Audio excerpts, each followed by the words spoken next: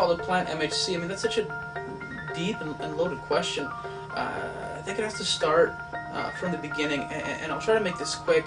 We were called to plant MHC when we were called to faith in Jesus. I mean, our testimonies are very similar in that we grew up in a church that didn't preach the gospel, and we didn't hear the gospel until we were young adults. And so when we did hear this beautiful news that there's Jesus that offers forgiveness for sins and offers eternal life, we immediately fell in love with this news, and it became, in the words of Spurgeon, this intense, all-absorbing desire for the work. We wanted to see people know this Jesus that we came to know, and this was especially true for our people, for Ukrainians that didn't have access to gospel truth. And so deciding and praying through and thinking about what would be the best way to reach these people with this good news of Jesus, one answer kept coming up over and over again, and it was church planting. And so that's why we planted Mercy Hill Chapel. It's going really well. We are actually having our first wedding in September. People are getting to know Christ.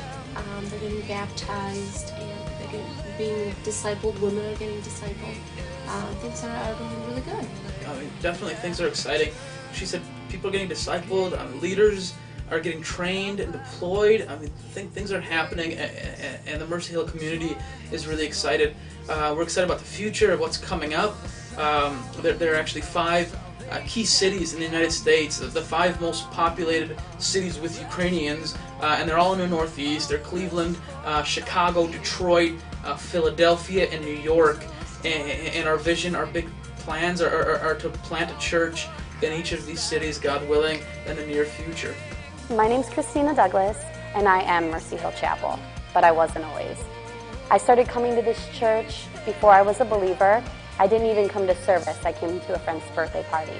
But this body of believers was a strong influence in my life. They helped with my knowledge of the gospel, and God chose to use His bride in my conversion. I wasn't left alone when I became a believer.